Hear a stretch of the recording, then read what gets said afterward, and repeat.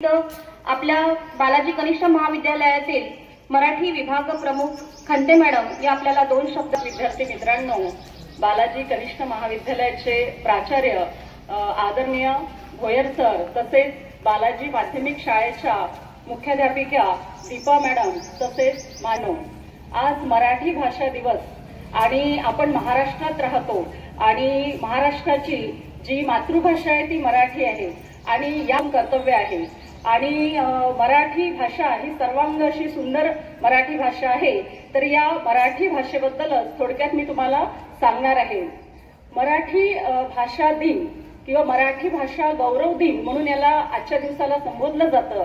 आज 27 फेब्रुवारी आणि 27 फेब्रुवारी हा जो दिवस आहे आणि थोर असे लेखक, कवी, नाटककार, कादंबरीकार, लघुकथा लिहिणारे आणि ज्यांनी या मराठी मध्ये जे काही लेखन कार्य केलेले आहे त्यामध्ये अथक परिश्रम करणारे विष्णू वामन शिरवाळकर, ज्यांनी कुसुमाग्रज या नावाने कविता लेखन केलेलं आहे आणि त्यांचा आज हा जन्मदिवस. आता त्यांचा जन्मदिवस म्हणून मराठी भाषा दिन का साजरा केला जातो, तर त्यांनी मराठी भाषेमध्ये जे काही लेखन कार्य केलेले ते साहित्य लिहून त्या मराठी भाषेला समृद्ध करण्यामध्ये अथक असे परिश्रम केलेले आहे आणि त्यामुळे त्यांचा वाढदिवस भाषा गौरव दिन म्हणून सुद्धा साजरा करण्यात येतो. आणि महाराष्ट्र शासनाने 21 जानेवारी 2013 मध्ये ही अधिकृत घोषणा केलेली होती आणि तेव्हापासून हा दिवस मराठी भाषा दिन म्हणून साजरा केला जातो.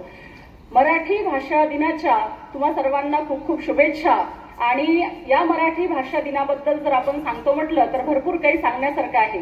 आपल्याकडे अनेक मुलं जे आहे आपल्या भारतातले ते विदेशामध्ये शिक्षणासाठी जातात, तिथेच स्थायिक होतात, नोकऱ्या व्यवसायासाठी जातात आणि आपली जी भाषा आहे ती फक्त महाराष्ट्रापुरती मर्यादित नसून तर ती भाषा परदेशामध्ये सुद्धा तेवढंच तिला महत्त्व प्राप्त झालेलं आहे. तिथे ते लोक आवर्जून आपली बोलीभाषा बोलतात आणि आपले सण उत्सव सगळे साजरे करतात जे महाराष्ट्रीयन सण असतात आणि आपल्या संस्कृतीला जपतात. त्याचबरोबर आपली जी ही मराठी भाषा आहे या मराठी भाषेबद्दल जर थोडंसं सांगायचं झालं तर मी एवढं सुरुवातीलाच म्हणेल, बोलतो मराठी लाभले आम्हास भाग्य, बोलतो मराठी जहालो खरेच धन्य, जहालो खरेच धन्य, एकतो मराठी. धर्मपंथ जात एक, धर्मपंथ जात एक, मानतो मराठी, एवढ्या जगात माय, एवढ्या जगात माय, मानतो मराठी. असा हा मराठी दिन आणि अशा या मराठी भाषेला म्हणजे आपण असं आपलं भाग्य समजावं की आपण महाराष्ट्रात राहतो आणि मराठी बोलतो आहे. तसंच आपण या मराठी जे कानावर आपल्या शब्द पडतात त्यासाठी सुद्धा आपण स्वतःला धन्य समजलं पाहिजे. माय मराठी सात मराठी, माय मराठी सात मराठी, भाषांचा भावार्थ मराठी, भाषांचा भावार्थ मराठी, बात मराठी सात मराठी, जगण्याला या अर्थ मराठी. असं अशी ही जी मराठी भाषा आहे या मराठी भाषा तो अतिशय प्रसिद्ध असा कविता संग्रह आहे जो 1942च्या भारत स्वतंत्र चळवळीमध्ये सुद्धा त्याबद्दल त्यांनी त्यात लिहिलेलं आहे आणि ते महत्त्व प्राप्त झालेलं आहे. त्याचबरोबर त्यांचं नटसम्राट हे एक प्रसिद्ध नाटक सुद्धा आहे आणि जे खूप गाजलेलं असं नाटक आहे. मराठी भाषा जी आहे ती छत्रपती शिवाजी महाराजांनी सुद्धा त्या मराठी भाषेचं संरक्षण करण्यासाठी सुद्धा त्यांनी सुद्धा कार्य केलेलं आहे. मराठी भाषा ही जी आहे ती पैठणच्या सातवाहन ह्या वापरली आणि देवगिरीच्या काळामध्ये सुद्धा ती प्रसिद्ध झाली. आणि अशी ही मराठी भाषा आहे ती फक्त आपल्या भारतातच नव्हे, कारण भारतामधून ती जी बोलली जाते ती 13व्या क्रमांकावर आहे आणि भारतात 3ऱ्या क्रमांकावर आहे आणि जगामध्ये 13व्या क्रमांकावर अशी भाषा आहे. आपल्या भारतामध्ये ज्या 22 अधिकृत भाषा आहेत त्यामध्ये मराठी भाषेला सुद्धा तेवढंच महत्त्व प्राप्त झालेलं आहे.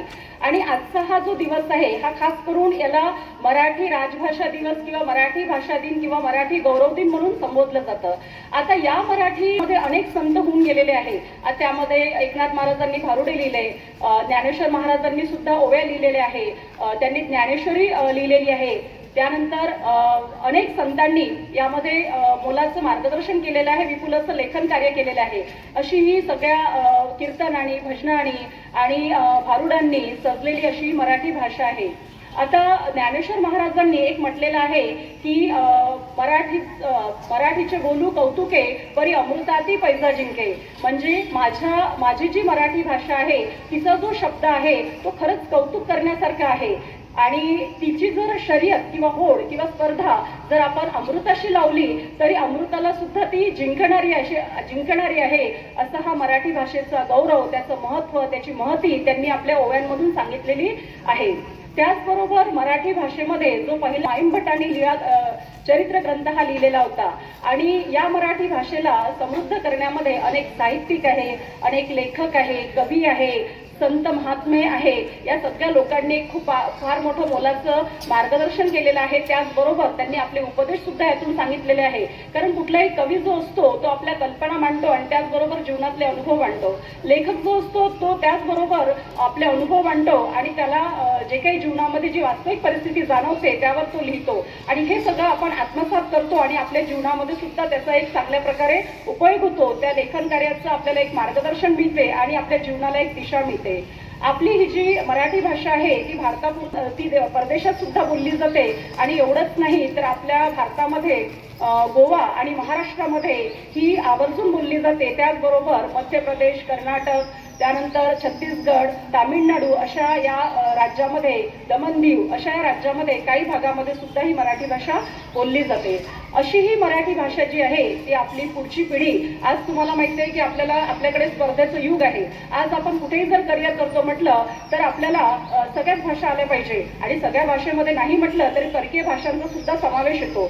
मग अशा वेळेस आपल्याला आपलं करिअर करायचंय, आपल्याला पुढे जायचं आहे, आपल्याला जीवनामध्ये कुठेतरी मार्गस्थ व्हायचं आहे आणि मग अशा वेळेस आपल्याला सगळ्याच भाषा आल्या पाहिजे किंवा ज्या भाषा आपल्याला गरजेच्या आहे त्या आपल्याला येणं आवश्यक आहे. पण त्याचबरोबर परकीय भाषा शिकण्याबरोबरच किंवा परकीय भाषा जरी गरजेच्या असल्या तरी सुद्धा आपली मराठी भाषेला आपल्याला एक अभिमान वाटायला पाहिजे आणि त्या मराठी भाषेला जपवणूक करणे किंवा तिचा आत्मसन्मान जपणे किंवा त्याचबरोबर त्या मराठी भाषेला पुढे नेणे ही पुढच्या पिढीची सुद्धा आवश्यकता आहे. आणि म्हणूनच या सगळ्या लोकांनी जे काही मराठी भाषेमध्ये लेखन कार्य केलेलं आहे तो मोलाचा वारसा जपणं हे सुद्धा आपलं प्रथम कर्तव्य आहे आणि त्यानुसारच या मराठी भाषेला आपल्याला पुढे न्यायचं आहे. आपण महाराष्ट्रात राहतो आणि महाराष्ट्रामध्ये राहत असल्यामुळे आपल्याला या मातीचा अभिमान वाटायला पाहिजे, या माय मराठीचा अभिमान वाटायला पाहिजे. कारण तुम्हाला माहित असेल कदाचित की मराठी भाषेमध्ये जो गोडवा आहे, जे माधुर्य आहे, जे आपलेपणा आहे, जी प्रेम भावना आहे ते सगळं आपल्या तरी भाषेमध्ये आपल्याला त्याचा अभिमान वाटणं आवश्यक आहे. आज तुम्हाला माहित आहे मी काही छोटे छोटे शब्द तुम्हाला वर्गामध्ये विचारते, इंग्लिश मधले पारिभाषिक शब्द आपण ज्याला म्हणतो ते आपल्याला मराठीमध्ये माहीत नाही. हे आपल्यासाठी किती मोठी म्हणजे खेदाची गोष्ट आहे किंवा काळजीची गोष्ट आहे. साध्या साध्या गोष्टी असतात की ज्याला आपल्याला मराठीमध्ये काय म्हणतात ते सुद्धा आपल्याला माहित नाही. साधं तुमच्या सदैव संपर्कात असणारं मोबाईल ज्याला आपण म्हणतो त्याला मराठीमध्ये भ्रमणध्वनी किंवा चलध्वनी म्हटलं जातं. 12वीच्या बोर्ड एक्झाम मध्ये जर असं काही निबंध आला तर ब्रॅकेटमध्ये भ्रमणध्वनी लिहून दिलं जातं. म्हणजे याचा अर्थ खूप साऱ्या अशा गोष्टी आहेत. आपण साधं डॉक्टरकडे गेलं तरी आम्हाला एक्सरे काढायचं असं म्हणतो, मला क्षय किरण काढायचं असं कोणी म्हणत नाही. म्हणजे मराठीतले जर मी पाहतो म्हटलं तर भरपूर शब्द आहेत. कधी कॉलेजच्या लिस्ट लागतात त्यावेळेस आपण म्हणतो की नाही वेटिंग लिस्ट लागलेली आहे परंतु प्रतीक्षा सूची लागलेली आहे असं आपण बोलत नाही. अशा भरपूर साऱ्या गोष्टी, आता मी एवढे सारे पारिभाषिक शब्द तिथे तुम्हाला सांगू शकत नाही पण मला हेच म्हणायचं आहे की काही मराठीतले शब्द सुद्धा आपल्याला आवर्जून माहित पाहिजे किंवा आपल्याला यायला पाहिजे. आणि जर आपण महाराष्ट्रात राहतो आहे तर त्या महाराष्ट्राच्या संस्कृतीचा वारसा आपण जपला पाहिजे. त्या मराठी भाषेला तेवढंच आपण महत्व दिलं पाहिजे आणि आपल्या मराठी भाषेला या पुढच्या पिढीला सगळ्या गोष्टी मराठीतल्या माहीत व्हाव्या. संत महात्म्यांनी लिहून ठेवलेलं ज्ञान मिळावं, इतिहासकारांनी लिहून ठेवलेलं ज्ञान मिळावं. त्याचबरोबर जो काही आपला इतिहास घडला तो सगळा इतिहास आपल्याला समजावा आणि म्हणून या मराठी जो भाषा आहे तिचा वारसा जपणं आपल्यासाठी महत्वाचं आहे. तुम्हालाही माहिती आहे की पूर्वीच्या काळामध्ये ओव्या गायल्या जायच्या, वासुदेव होता, ललित होतं किंवा गोंधळ होता. अशा भरपूर साऱ्या गोष्टी आहेत ज्या परमेश्वराशी सुद्धा रिलेटेड आहे. तर ह्या सगळ्या गोष्टी सुद्धा आपल्याला मराठीमधून दिलेल्या आहे. आणि पूर्वी जी होतं मराठी भाषा तर ते फक्त बोलली जायची आणि बोलूनच तिचं ते पुढे संक्रमण व्हायचं. पण नंतर काही लोक पुढे आले आणि त्यांनी ते लिहिणं सुरू केलं आणि लिहिणं सुरू केल्यानंतर ती भाषा जी आहे ती आपल्यापर्यंत पोहोचली कारण ते लिहून साहित्य होतं. आज बहिणाबाई चौधरींचं जर आपण पाहिलं तर त्या खानदेशातल्या आहे. त्यांनी त्या बोलीमध्ये, खानदेशी बोलीमध्ये अनेक साहित्य लिहिलेलं आहे, पण ते साहित्य सुद्धा आपल्यापर्यंत पोहोचलं नसतं. पण ज्यावेळेस प्र.के. अत्रेंपर्यंत त्यांच्या मुलांनी ही गोष्ट सांगितली आणि ते साहित्य आपल्यापर्यंत पोहोचलं. असं मराठीतलं अनेक साहित्य आहे की जे फक्त तोंडी बोललं जात होतं पूर्वी, परंतु ते लेखी स्वरूपात असल्यामुळे आपल्यापर्यंत तो वारसा पोहोचला, अन्यथा तो पोहोचला नसता. म्हणजे अशा प्रकारे जर आपण महाराष्ट्राची गोष्ट केली तर पश्चिम महाराष्ट्र, मराठवाडा, विदर्भ आणि खानदेश इथे सुद्धा अनेक साहित्य प्रकार लिहिले गेले आहे आणि ते आपल्यापर्यंत पोहोचण्यासाठी त्या लिखित साहित्य आपल्यापर्यंत येणं फार गरजेचं आहे. महाराष्ट्राची मराठी जे म्हटलं तर मी तुम्हाला म्हटलं की त्याच्यामध्ये जे काही शब्द आहे, त्यामध्ये जो गोडवा आहे, जो माधुर्य आहे, ते सुद्धा आपण जपायला पाहिजे. आणि हा जो मराठी भाषा दिवस आहे, हा फक्त एक भाषण देणं किंवा फक्त एक त्याबद्दल माहिती सांगणं म्हणजे मराठी भाषा दिवस साजरा झाला असं नाही. तर तुम्हाला कदाचित माहीत असेल किंवा नसेलही माहीत, पण असे राबवले जातात कार्यक्रम. या मराठी भाषा दिनानिमित्त शाळा कॉलेजेसमध्ये निबंध स्पर्धा आयोजित केली जाते, त्यानंतर वक्तृत्व स्पर्धा आहे, त्यानंतर तुमच्या कलागुणांना वाव दिला जातो, त्यानंतर अनेक स्पर्धांचं आयोजन केलं जातं, ज्यामध्ये निबंध स्पर्धा, वक्तृत्व स्पर्धा आहे किंवा समोर जाऊन एक वक्ता म्हणून आपण एक चांगल्या प्रकारे बोलू शकतो, अशा प्रकारे त्यातून वाव दिला जातो. आणि शासकीय कार्यालय जे आहे तिथे सुद्धा काही उपक्रमांचं आयोजन केलं जातं. आज तुम्हाला माहित असेल की आपल्या महाराष्ट्रामध्ये सुद्धा काही शासकीय कार्यालय असो किंवा कुठे असो मराठी शब्दांच्या काट्या लावल्या जातात, कारण कुठेतरी हा वारसा आपल्याला जपायचा आहे, तो सुरुवाती कुठून तरी करायची आहे. आणि आपण कितीही परकीय भाषांचा अंगीकार करू, किती आपल्या शिक्षणामध्ये आपण पुढे जाऊ, परंतु तरी सुद्धा आपण आपल्या मराठी भाषेला जपलं पाहिजे आणि तो अभिमान बाळगला पाहिजे, तो स्वाभिमान बाळगला पाहिजे की मी मराठी आहे. एवढंच मला सांगायचं आहे. त्यानंतर एक थोडंसं मी तुम्हाला सांगेल, मराठी भाषा आमची आहे, ही महाराष्ट्राची शान आहे. भजन कीर्तन भारुड ऐकतात हरपून जाते भान, काना मात्रा वेलांडाचे मिळाले आहे वाण, साहित्य आणि इतिहासातही आहे खूप मान, अशी मराठी भाषेचा बाळगा थोडा गर्व, मराठी राजभाषा दिन आनंदाने साजरा करू सर्व. परीच स्पर्शापरी असे कीर्तिवंत आमची माय मराठी. मग आमची माय मराठी कशी आहे, तर जणू काही परिसाचा स्पर्श झाला तर कोणी कीर्तिवंत व्हावं अशी आमची माय मराठी आहे. अंगाई आमच्या मराठीमध्ये आहे, लावणी आमच्या मराठीमध्ये आहे, पोवाड्यातही मराठी शोभते आहे अशी आमची माय मराठी आहे. संस्कृत आणि संस्कृतीच्या उदरात ती वसते आहे अशी आमची माय मराठी आहे. नानावी शिलेदारांच्या यशोगाथेतही आमची माय अशी ही मराठी आहे. आणि अशा मराठी भाषेबद्दल आपण किती बोलतो म्हटलं तरी ते कमीच आहे. पण मला या दिनानिमित्त एवढंच सांगायचं आहे सगळ्यांना की तुम्ही विद्यार्थी आहात, तुम्हाला तुमचं करिअर आहे, तुम्हाला समोर आपलं एज्युकेशन करायचं आहे, पुढे जाऊन तुम्हाला सेटल व्हायचं आहे.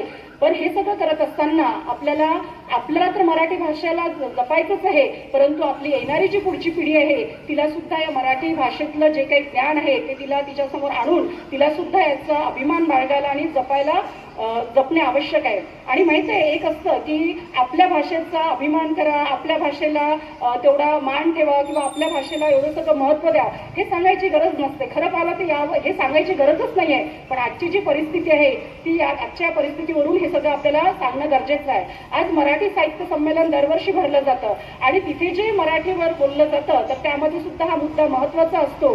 कारण तुम्ही कितीही इंग्लिश मिडियमच्या शाळेमध्ये प्रवेश घेत असेल किंवा कितीही तुम्ही एज्युकेशन करत असेल, परंतु आपल्या घरचं, आपली संस्कृती, आपली मराठी, आपलं जपणं हे आपलं आद्य कर्तव्य आहे. मी माझ्या इथे शब्दांना विराम देते. जय महाराष्ट्र, जय मराठी.